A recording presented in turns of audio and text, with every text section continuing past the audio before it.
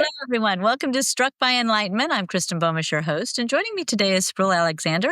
Spruill, why don't you tell us a little bit about yourself? Well, first of all, thank you for spending some time with me. I'm looking forward to it. I live in Eastern North Carolina. I work for the largest bank-owned insurance agency in the country, Towne Insurance.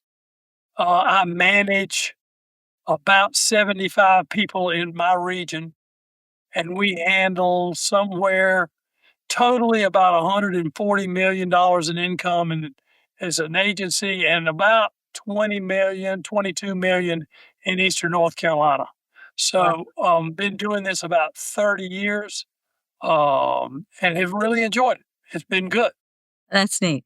I love to hear when somebody enjoys their profession and they're good at it, because you put those two things together and it is wonderful. I would hate to have one without the other, wouldn't you?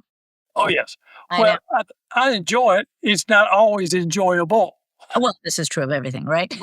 but I do enjoy it, and it's been a good livelihood. And but it's become more complex, as everything else has. True, It's especially in The Florida. workforce is more confusing, and the ability to move the needle seems to be harder every day. Yeah, I can, living in Florida, I seem to understand that. I may not be grasping it completely, but from our perspective, we can see that happening for sure. Yeah. So Um, tell me, what do you bring to the table today? well, one of the things that I have uh, wrestled with very hard is to try. I have about 12 salespeople out of the 75, and some of them are older, but the complacency Yeah. that they seem to have after several years, it's almost like, well, I've already done it all, and I don't have to do anything else. And how do I get in their head that their job is a salesperson's job? And this isn't just, okay, I sold for 15 years, and now for the next 15, I don't have to sell anything, because these large companies are not going to let you sit around. So I've struggled with the fact what truly motivates or gets them out of that complacency, or how do you talk to somebody that's that complacent? That's a great question, especially in sales. I think that, there's a possibility that there is a slight or maybe not so slight bit of entitlement that happens. After so much time, you feel you have the right to kind of slow down and lean back. But I don't see how that would ever work in the world of sales. And I'm assuming, do they get paid on commission? Yes, but they have there's a renewable book, but in our world, you're going to lose about 6 to 7% of all your clients a year. So you really truly can't stop selling, or you will end up making less money over the years. You just can't do it. There's a natural 6 or 7% Attrition. Yeah. amount that's going to go away every year. And so, getting these people to understand that we're charged with growing 6, 8, 10% a year, and yet you don't want to sell anything, and you're going to go down 6%. So I've got a 12 to 15% margin I can't make up. And talking to them, it's always about, well, I've got so much to do, and that's not true.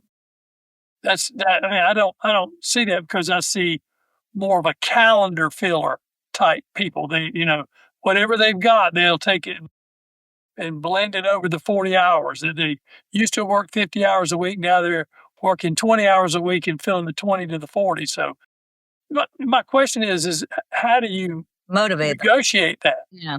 It's interesting because people, especially in sales, you're going to have a nice chunk of motivation that comes internally, right? The rest is going to come from the money you make, and the accolades that you collect, any awards that you collect, anything that can show that you're performing well. So in sales, a lot of times this is what companies use, a lot of the competition with, who's the top salesman and who isn't. And I'm sure all that basic stuff I don't need to tell you. But so there's a mix between the internal motivation and the external rewards that also motivate.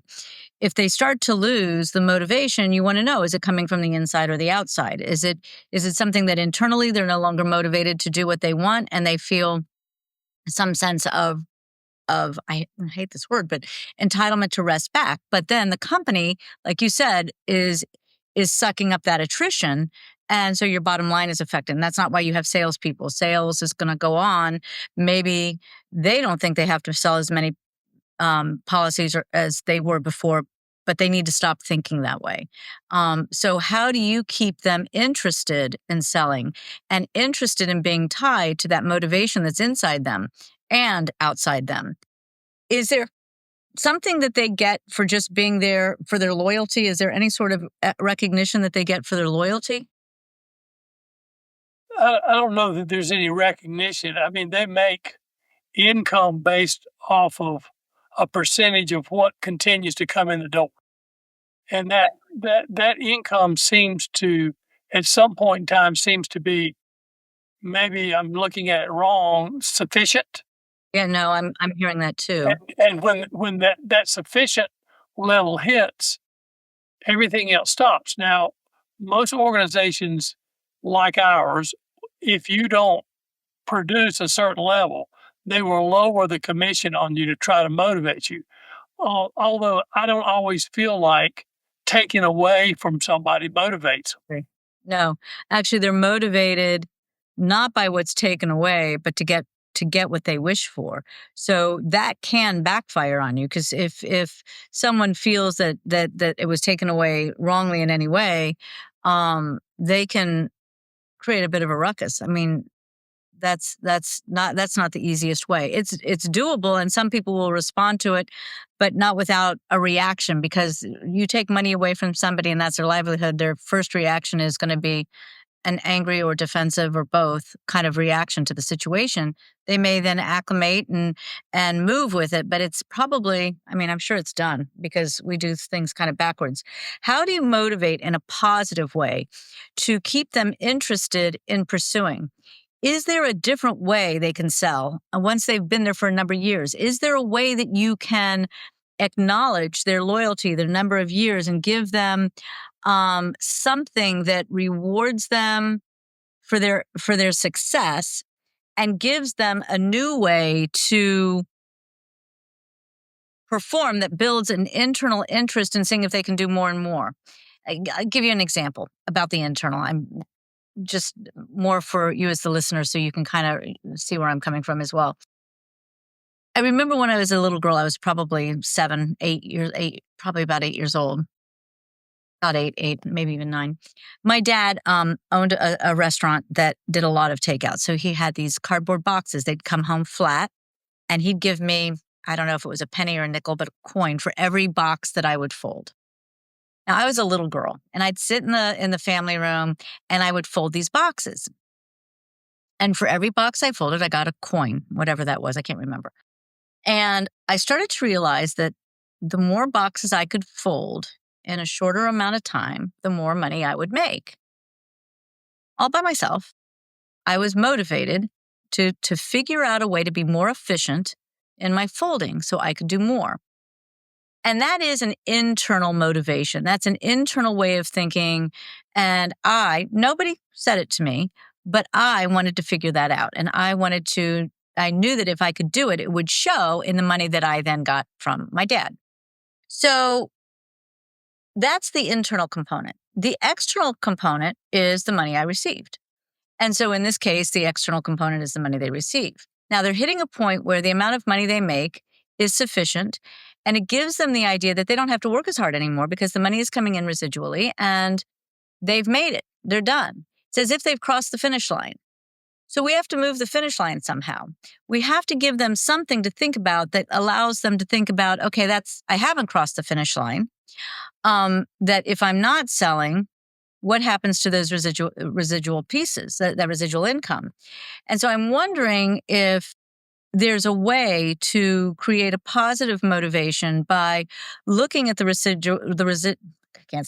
residual income and the amount of sales they're making, and create some sort of a balance so that if they continue to sell, maybe they get a half a point more in their residual income, right? If you stop selling, the first year you'll stay the same, and the next year you'll lose that half a point. So they have control over it, not where you're dictating, okay, your sales are down, you're just going to lose. No. How do you balance that? How do you say, okay, but if your sales maintain and you continue to bring in, but you've already hit this level where you're bringing in X amount of dollars, and I think that's up to the company to figure what that X amount of dollars is. Then you give them a little bit of something a little bit different on the residual. I don't know what the numbers are, right? You're going to have to kind of play with the idea and not necessarily take it too literally, because the idea is, how do we motivate on that positive end to keep them wanting to build? People can get very complacent after a long time of just taking a paycheck. Yeah, I think we have that in place. We actually have a 30% margin. It's a 30% commission, but over a 3-year period, if you haven't done anything, then they reduce it to a 20% commission, which means you've lost 33% of your income. Right. But I've had to do that in some situations. But what happens is that they still are just as complacent as they were before. They go, well, now you've taken. I don't have to sell anymore. Now I have to go out and try to recreate a new employee. And in my field, finding talented people is almost that have a background in what I do is almost null and void. There are very few people that you would really want to hire in a position that are motivated. We meet a lot of guys in my profession that are agents, but you look at what they've done over a 25-year period and they're not motivated. And they And so get bonuses. you wouldn't want to bring them on because it's just another problem Right. person that you don't want. Right. So it's a cycle that is almost vicious. It's Sounds like. almost uh, it's vicious. Yeah. I don't know.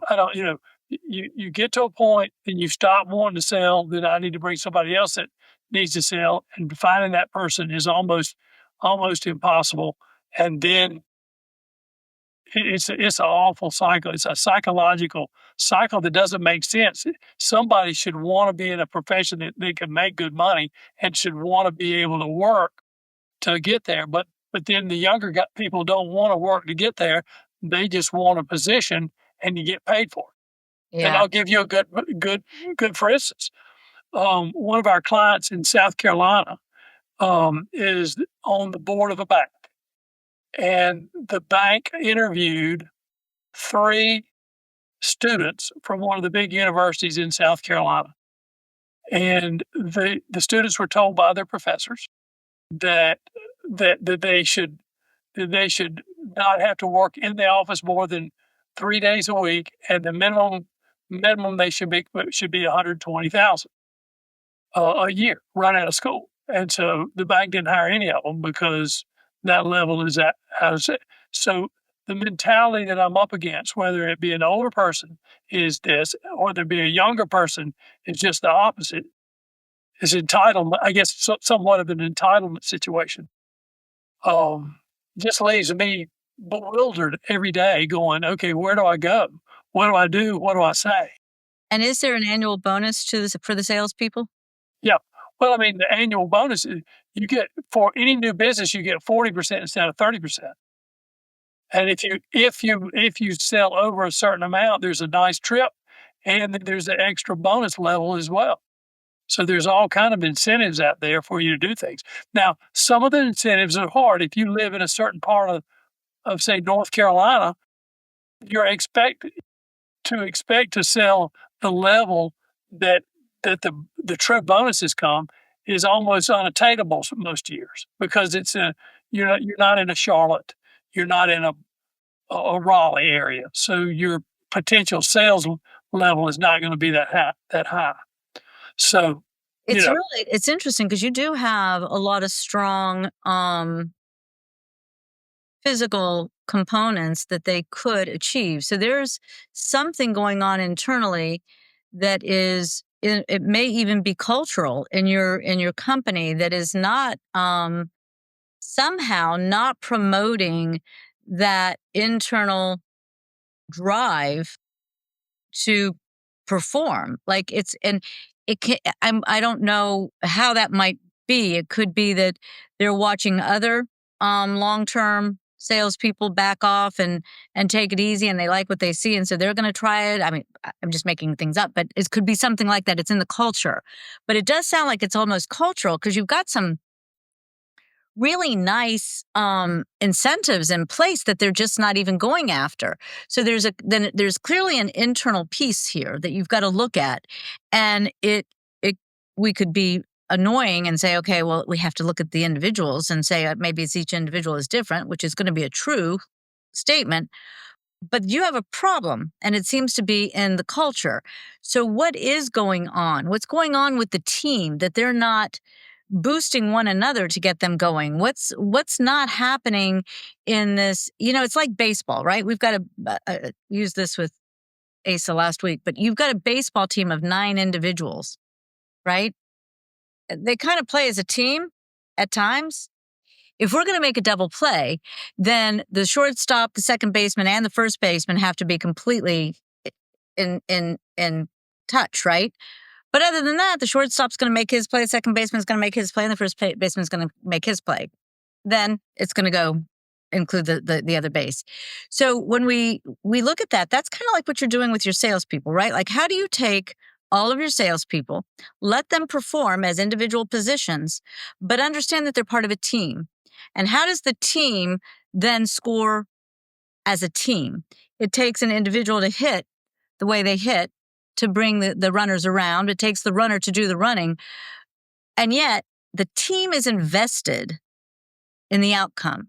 So those individual motivations, somehow that's got to come together culturally in what you're doing in order to bring that motivation into focus internally in each of these people, because they're kind of like on the edge of retiring and they don't want to hit the home runs anymore. Like, no, that's not true.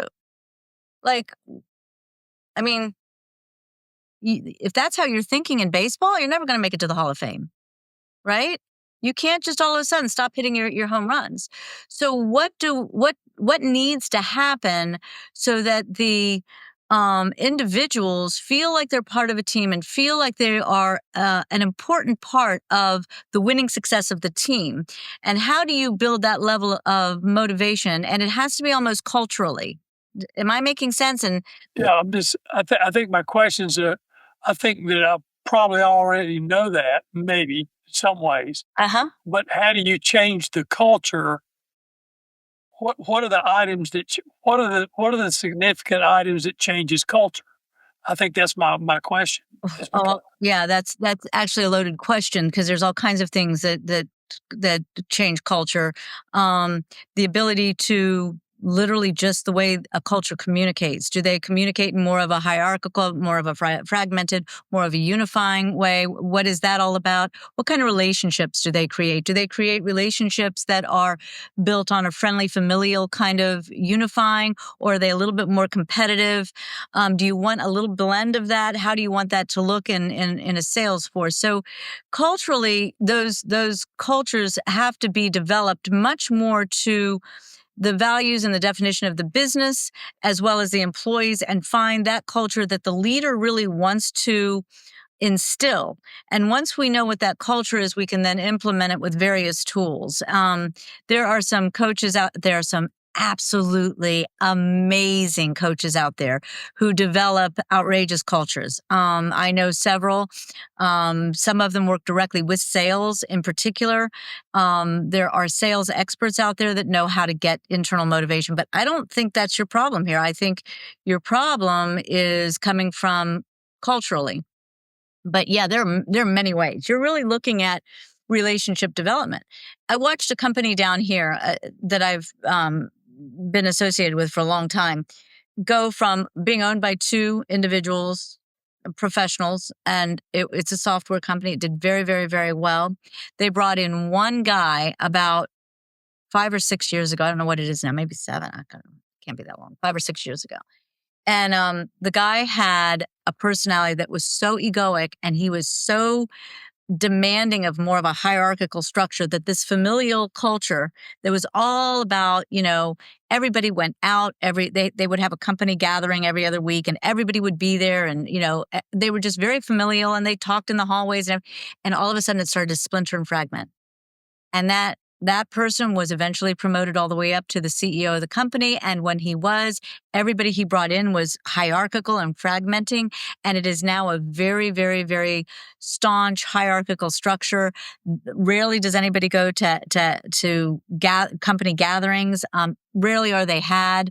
Everybody's struggling, looking for the accolades and so the culture went from the introduction of one very strong-willed individual, went from a family culture fragmented into a hierarchical structure, and the people who were there no longer want to be there. And that's okay. They're just going to have a complete turnover, and they're going to have people who match this new culture. But even the original owners no longer match the new culture. It's really kind of sad. But that's change, right? So your cultures are going to your culture changes can come in from a variety of sources also. And so maybe you had something come into the company that was much more of a cultural change at some level that started to um, gently and very kind of insidiously promote this attitude. I don't know where that came from. I don't know enough about what's happening there. But yeah, I would look at that. I'd look at both sides of that, right? Is it possible that there was something change in the company, subtle, maybe not so subtle, that came in a few years ago that allowed these people who had been there for a long time and knew what it was like before to start to make changes in reaction to or response to changes that took place in the company in the last couple years or few years, however long you've seen this deterioration in motivation.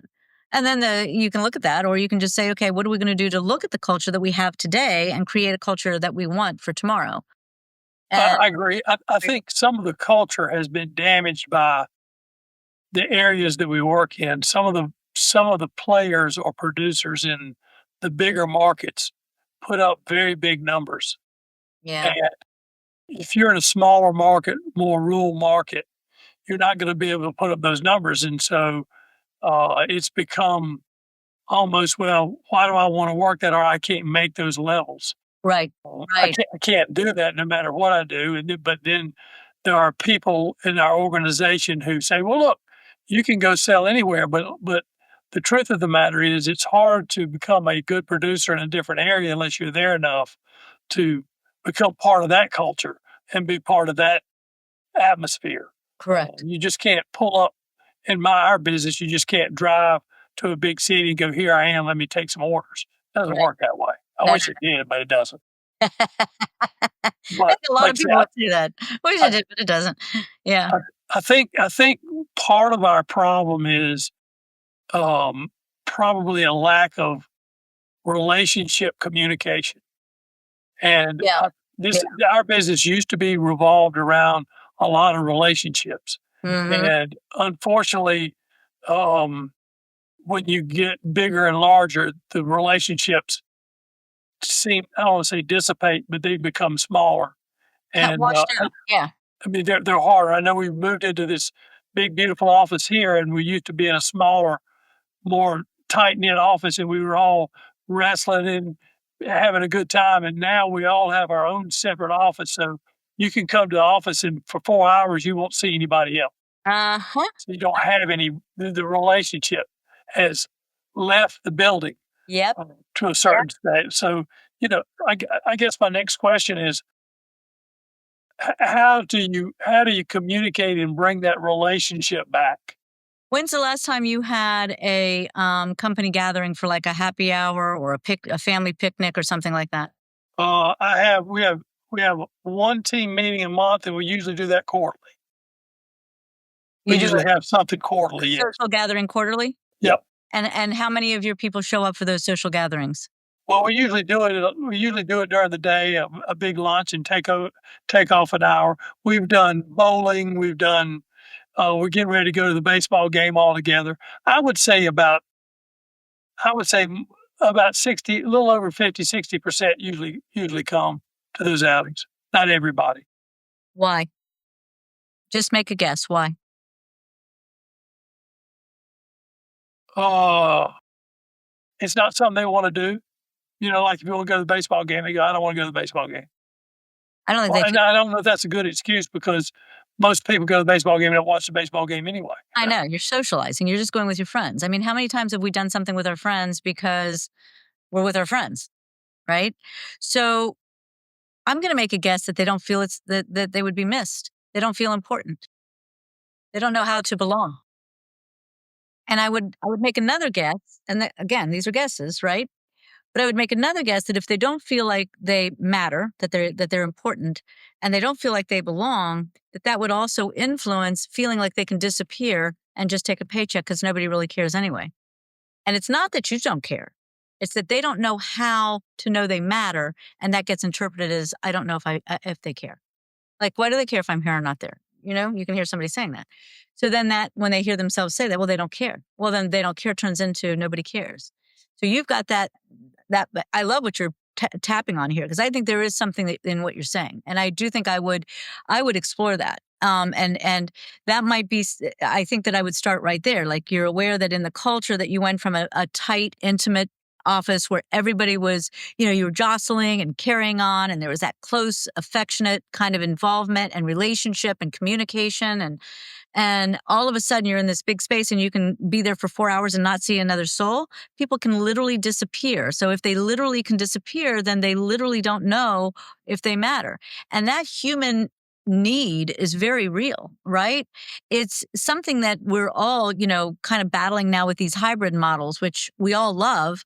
And yet, how do we allow even in that hybrid model, we have to find a way to pull our people together and unify them to feel important and feel um, valued, right? I miss you when you're not here. I miss you when you're not in my face, whether that's on, camera or in the office next door. Like, how do we, without saying that, because we don't necessarily say that in business, how do we show that in business? How do we let them know they matter?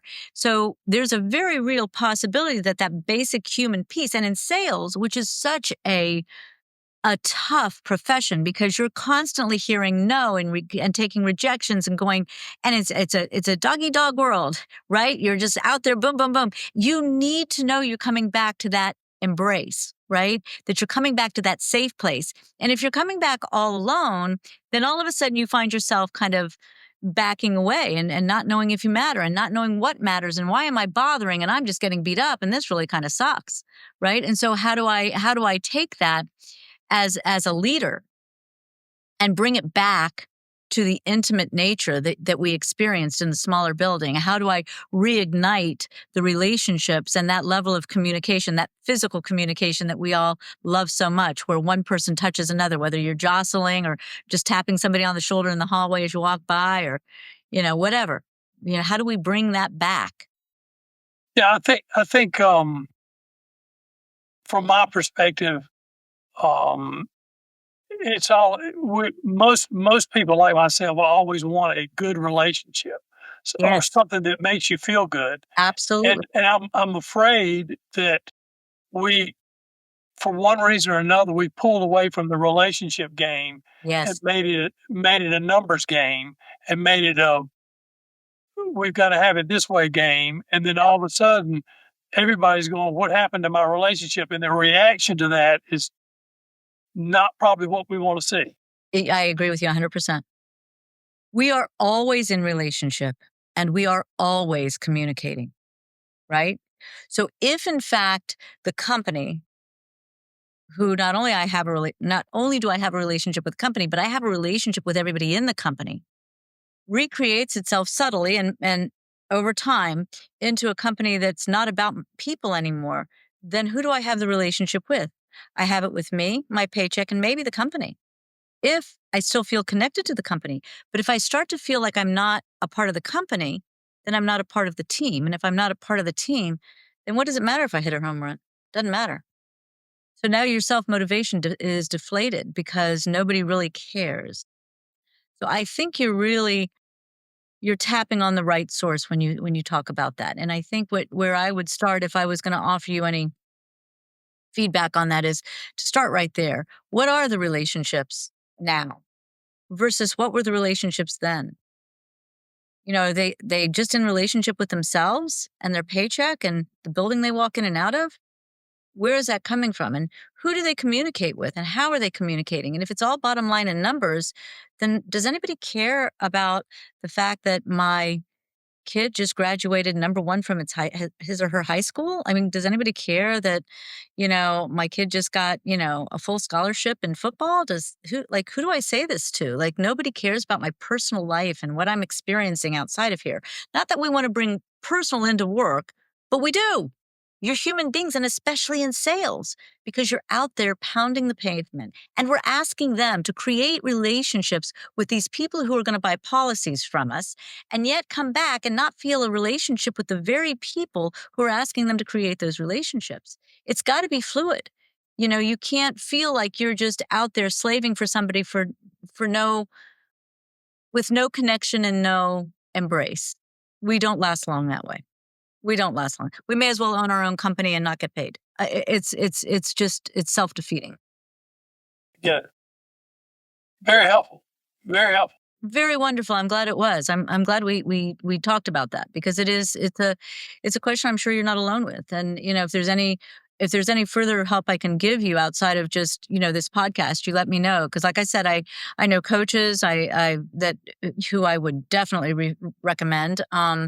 I've done some of this myself, but I know coaches who really it's their passion, it's what they do, and they're really doggone good at it. So I would give you a referral for sure on that note, and help you in whatever way I can. But at least right now, you're starting to wrap your head around what happens with the people and the dynamic of the people inside the organization, and really developing those relationships and that communication. And I would recommend, and I'm sure anybody would, think about yourself as a leader.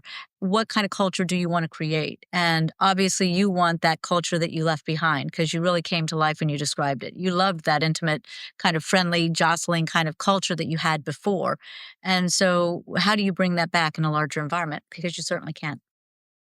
You certainly can't. Well, I appreciate all the help. It's very comforting to know that you're not that far off. Yeah, you're not. You're not going crazy all the time. You're not There's going. days that I just go, I don't understand how to make anything work or anything move or anything Yeah. go anywhere. And so it's very frustrating some Yeah. days. It's hard when you're working with people, because the dynamics it seems overwhelming, because it can be very vague and multifaceted. And so, it's not as simple as the structure of business and the structure of numbers. And so oftentimes that the absence of structure that occurs in relationships and cultures can be overwhelming. And it can get lost easily. And it did. And that's okay. You can repair it now. I used to do some seminars on making the great hire, and very uniquely, not as a caveat to what we've talked about, but in this situation, um, most companies don't spend enough time trying to get to know that new employee to make sure it fits. That is very true. And they only do, of the 5 or 6 things that they really need to do, they only end up doing 2. Hmm. And what they end up is a hiring success percentage of about 50%, which is about your divorce rate. And so I've started, like you've probably seen today, wondering how do we evaluate the best relationship to get in, and how do we continue that relationship? Yeah. And that's been very, very, very, very enlightening, but very tough for me to figure out, because we can't even find people that want to interview enough to even get to know them. I'm hearing you. I know. And it's interesting, because I do know that there's been a lot of research on the onboarding processes of most companies. They make the hire, and the onboarding process is, watch this film, here's the handbook, here's this, meet so and so, and all of a sudden it's like, what should take a couple months takes a couple days, and the person is then left on their own. And in that, again, we haven't built the relationships with the people around them, with the company, with the value system, with the culture. And so we haven't taken the time to really integrate them into the family, so to speak, to really give them the support and everything they need to go forward. So again, I don't think you're far away from what we're talking about. If we've got a hiring process and it's about 50% successful, which is actually our divorce rate is getting a little higher, then yeah, it's pretty sad. We aren't developing the way we could, and a lot of that is through the communication. that we're using, communication being both verbal as well as nonverbal. The way we give them the films to watch, the books to read, the people and the way we introduce, all of that is communication. And so, how are we doing that? How are we pulling them in, and how are we helping them feel like they are 100% supported as they step into this new world of business? Yeah. Well, thank you. I You're so really welcome. appreciate it. Thank It is you. very helpful to me. Thank you, Spruill. I really love this. This was really fantastic. I really appreciate it.